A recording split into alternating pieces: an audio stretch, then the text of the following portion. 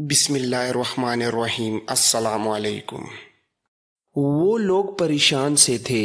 ان میں حاتم الاکبر نام کا ایک مصری مسلمان بھی بیٹھا تھا۔ وہ انہیں یہ خبریں تفصیل سے سنا چکا تھا کہ خلیفہ العاد معزولی کے بعد مر چکا تھا۔ مصر اب بغداد کے خلیفہ کے تحت آ گیا تھا۔ صلیبیوں کا وفادار مسلمان نائب سالار رجب پر اسرار طریقے سے مارا جا چکا ہے۔ وہ جن 3 لڑکیوں کو شوبک سے لے گیا تھا وہ ماری جا چکی ہیں، اور صلیبیوں کا ایک اور وفادار مسلمان فوجی حاکم فیض الفاطمی بھی جلاد کے ہاتھوں مروا دیا گیا ہے۔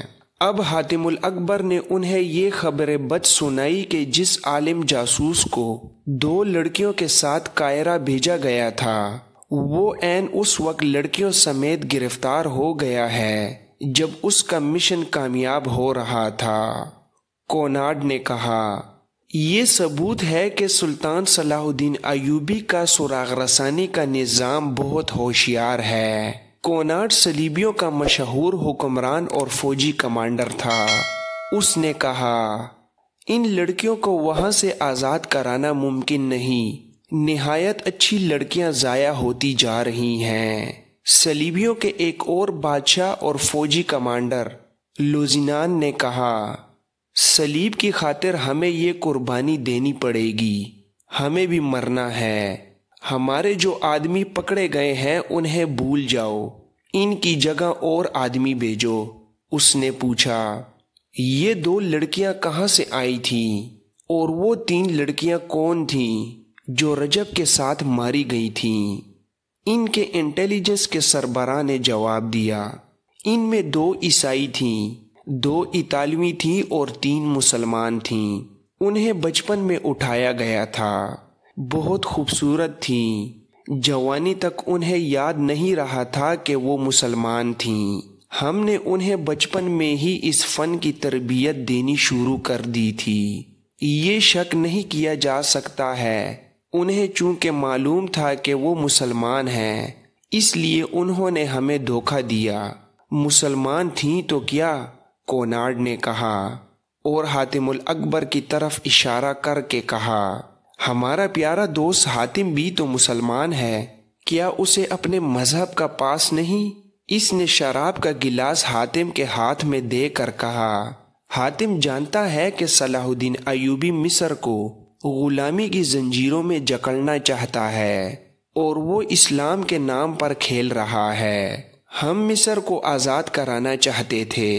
اس کا طریقہ یہ ہے کہ صلاح الدین ایوبی کو مصر میں چین سے بیٹھنے نہ دیا جائے۔ حاتم الاکبر صلیبیوں کی شراب میں بدمست اس کی تائید میں سر ہلا رہا تھا۔ اس نے کہا، میں اب وہاں ایسا انتظام کروں گا کہ آپ کا کوئی آدمی وہاں پکڑا نہیں جائے گا۔ ایک صلیبی کمانڈر نے کہا، اگر ہم مصر میں یہ زمین دوز گڑبڑ جاری نہ رکھتے تو صلاح الدین ایوبی ہم پر کب کا حملہ کر چکا ہوتا۔ یہ ہماری کامیابی ہے کہ ہم اس کی طاقت اس کے اپنے آدمیوں پر ضائع کر رہے ہیں۔ کوناڈ نے کہا، کیا اس کے اور علی بن سفیان کے خاتمے کا ابھی کوئی انتظام نہیں ہوا؟ انٹیلیجنس کے سربراہ نے کہا، کئی بار ہو چکا ہے لیکن کامیابی نہیں ہوئی۔ ناکامی کی وجہ یہ ہے کہ دونوں پتھر قسم کے انسان ہیں، نہ وہ شراب پیتے ہیں اور نہ عورت کو پسند کرتے ہیں، اس لیے نہ انہیں شراب میں کچھ دیا جا سکتا ہے نہ عورت کے ہاتھوں مروایا جا سکتا ہے۔ اب کامیابی کی توقع ہے۔ ایوبی کے باڈی گارڈز میں 4 آدمی فدائی ہیں، انہیں میں نے بڑی چابکدستی سے وہاں تک پہنچایا ہے۔ جب بھی موقع ملا وہ دونوں کو یا ایک کو ختم کر دیں گے۔ لوزینان نے پوچھا، کیا ہمارے ہاں ایوبی کے بھیجے ہوئے جاسوس ہیں؟ انٹیلیجنس کے سربراہ نے جواب دیا، یقیناً ہیں۔ جب ہم نے مصر میں اور ادھر شام میں جاسوسی اور تباہ کاری کا سلسلہ شروع کیا ہے، صلاح الدین نے بھی اپنے جاسوس ہمارے ہاں بھیج دیے ہیں۔ ان میں سے 2 پکڑے گئے ہیں۔ وہ اذیتوں سے مر گئے ہیں مگر اپنے کسی تیسرے ساتھی کی نشاندہی نہیں کی۔ ان کی کامیابی کس حد تک ہے؟ دوسرے نے جواب دیا، بہت حد تک۔ کرک میں ہماری رسد کو جو آگ لگی تھی، جس میں آدھی رسد جل گئی اور 11 گھوڑے زندہ جل گئے تھے، وہ ایوبی کے تباہکار جاسوسوں کا کام تھا۔ میں آپ کو یہ بھی بتا سکتا ہوں کہ ہماری جنگی کیفیت اور اہلیت کی پوری معلومات صلاح الدین ایوبی کو ملتی رہتی ہے۔ اس کے جاسوسوں کو خراج تحسین پیش کرتا ہوں کہ جان پر کھیل جاتے ہیں اور کام پوری دیانتداری سے کرتے ہیں۔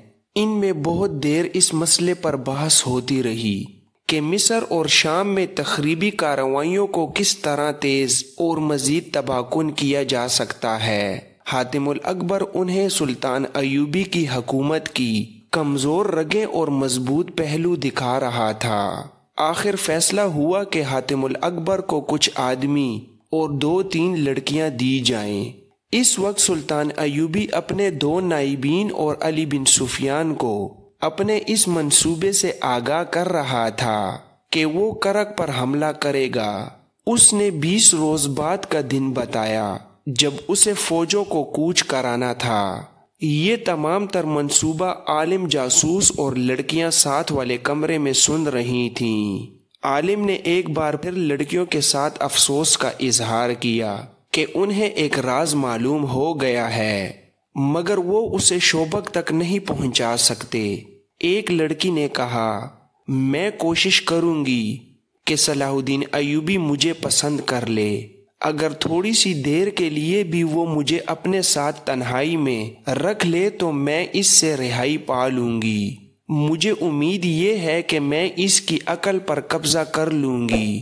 عالم جاسوس نے کہا، معلوم نہیں اس نے ہمیں کیوں بلایا ہے۔ تم دونوں یاد رکھنا، اگر وہ تمہیں اکیلے اکیلے بلائے تو دونوں یہ کوشش کرنا کہ اسے حیوان بنا سکو۔ اگر وہ شراب پیے تو تم جانتی ہو کہ اسے کتنی پلا کر بے ہوش کیا جا سکتا ہے۔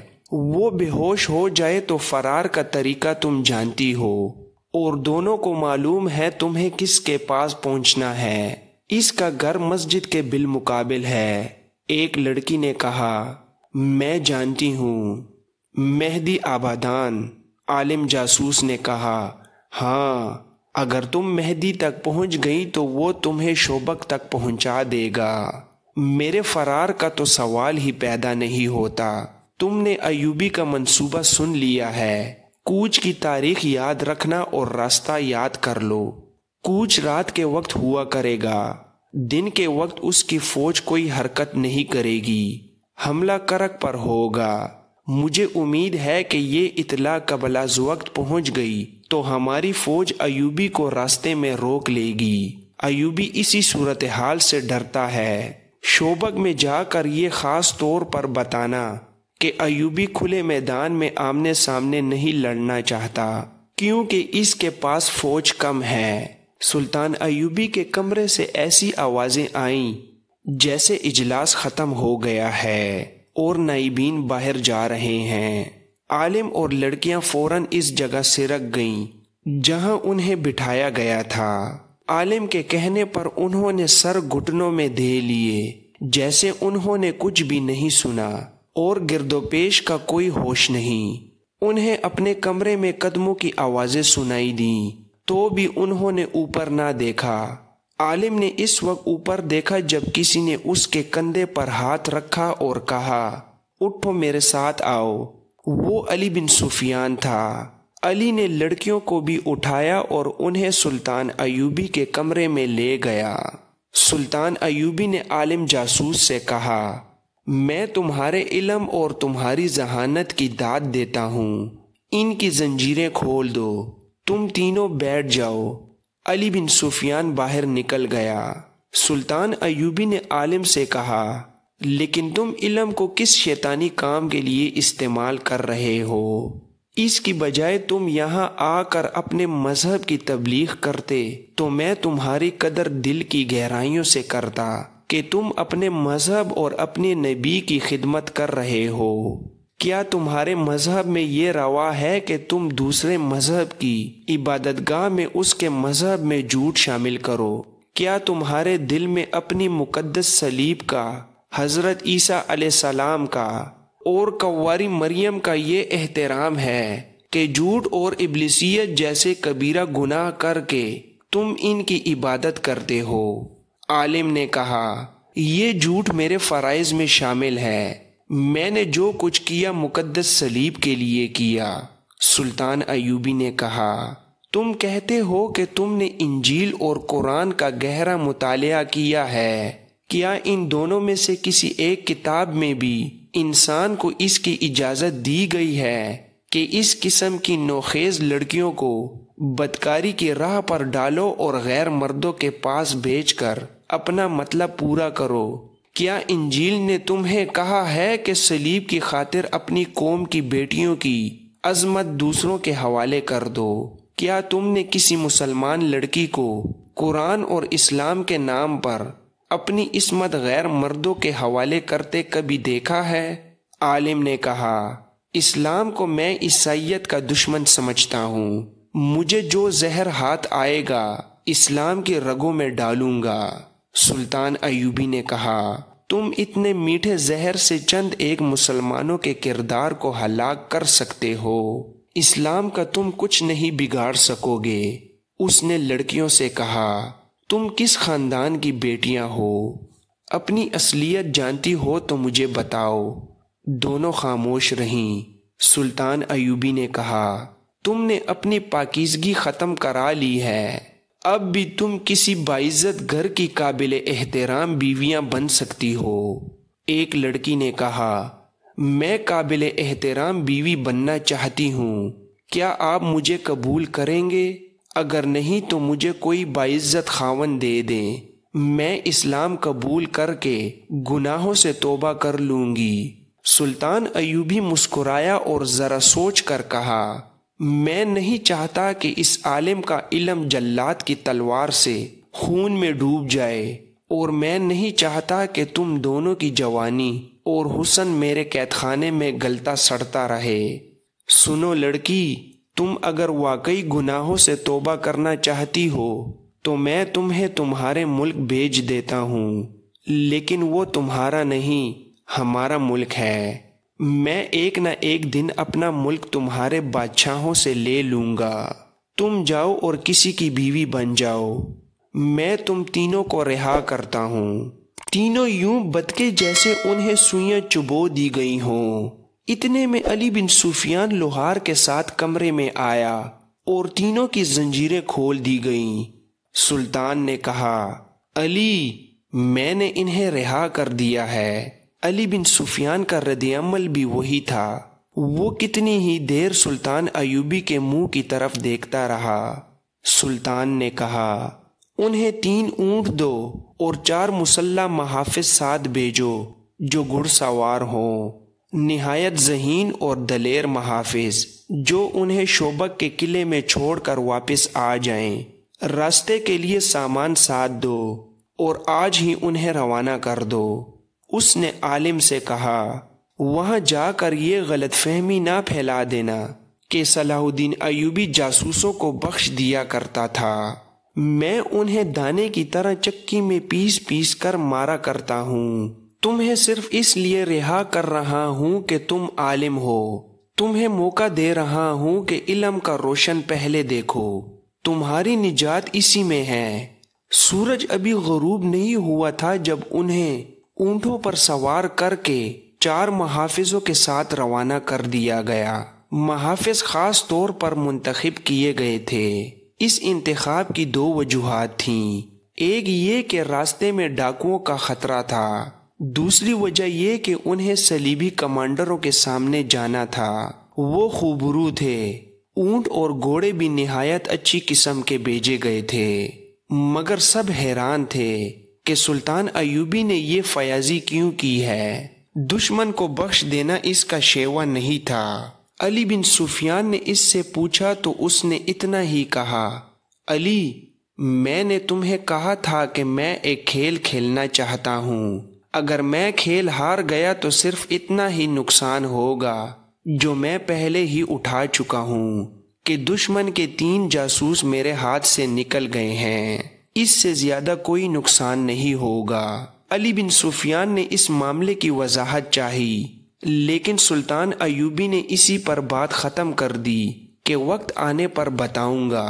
باقی سب تو حیران تھے، مگر رہا ہونے والے خوشی سے باولے ہوئے جا رہے تھے۔ خوشی صرف رہائی کی نہیں تھی، اصل خوشی اس راز کی تھی جو وہ اپنے ساتھ لے جا رہے تھے۔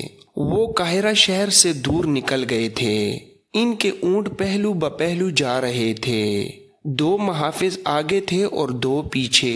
عالم نے ان سے پوچھا تھا کہ وہ ان کی زبان سمجھتے ہیں؟ چاروں اپنی زبان کے سوا اور کوئی زبان نہیں جانتے تھے۔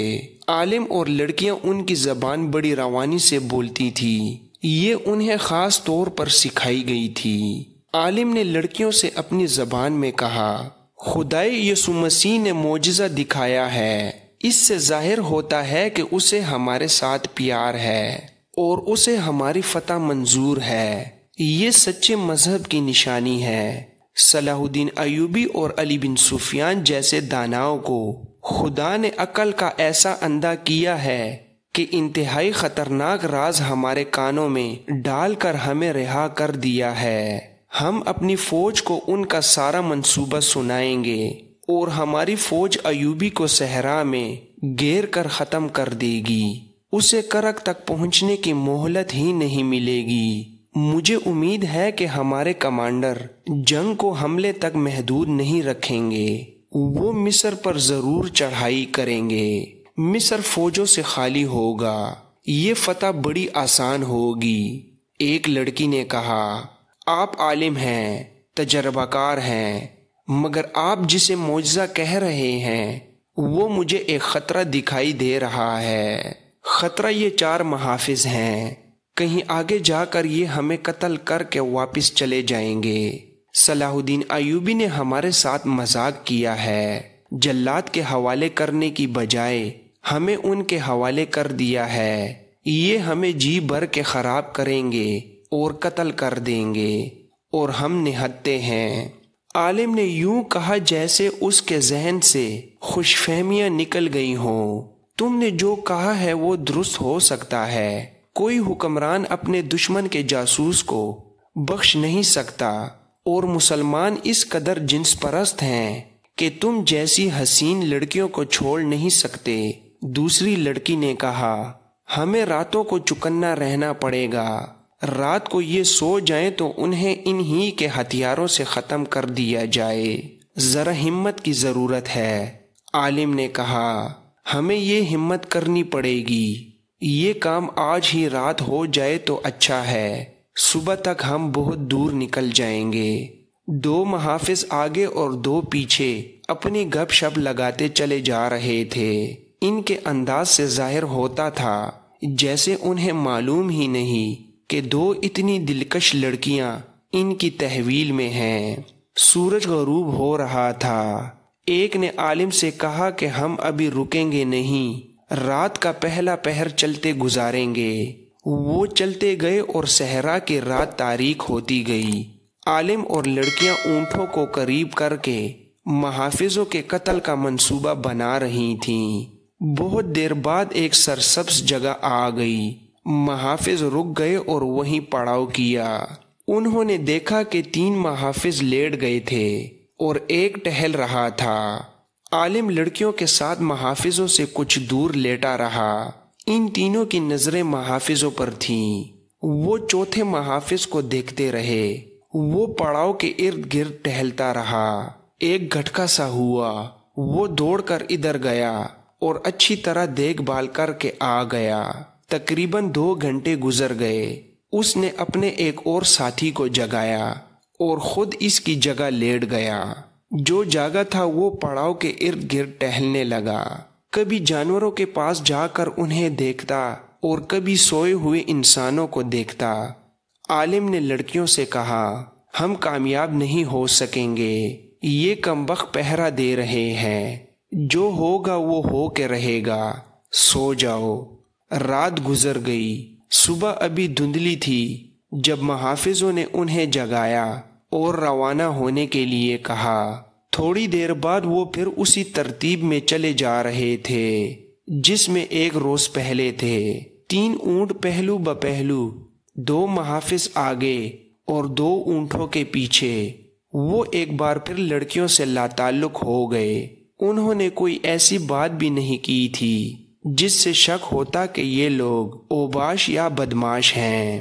سورج ابھرتا آیا، پھر یہ قافلہ ٹیلوں کے علاقے میں داخل ہو گیا۔ مٹی اور ریت کی پہاڑیاں منحنی سی دیواروں کی طرح کھڑی تھیں، ان میں گلیاں سی تھیں اور ان پر پہاڑیوں کا سایہ تھا۔ لڑکیاں ڈرنے لگیں، ڈر ان کے چہرے سے ظاہر ہو رہا تھا۔ ان کی نگاہ میں یہ جگہ جرم اور قتل وغیرہ کے لیے موزوں تھی، مگر محافظ ان کی طرف دیکھ نہیں رہے تھے۔ ایک لڑکی نے عالم سے کہا، اس سے کہو کہ ہمارے ساتھ باتیں کریں، ان کی خاموشی اور لاتعلق کی مجھے ڈرا رہی ہے۔ انہیں کہو کہ ہمیں مارنا چاہتے ہیں تو فوراً مار دیں، میں موت کا انتظار نہیں کر سکتی۔ عالم خاموش تھا، وہ لڑکیوں کی کوئی مدد نہیں کر سکتا تھا۔ وہ تینوں ان محافظوں کے رحم و کرم پر تھے۔ سورج سر پر آ گیا تو وہ ان ٹیلوں کے اندر ایسی جگہ رک گئے جہاں ریت کے سلوں والے ٹیلے تھے اور اوپر جا کر آگے کو جھکے ہوئے تھے۔ ان کے سائے میں انہوں نے قیام کیا۔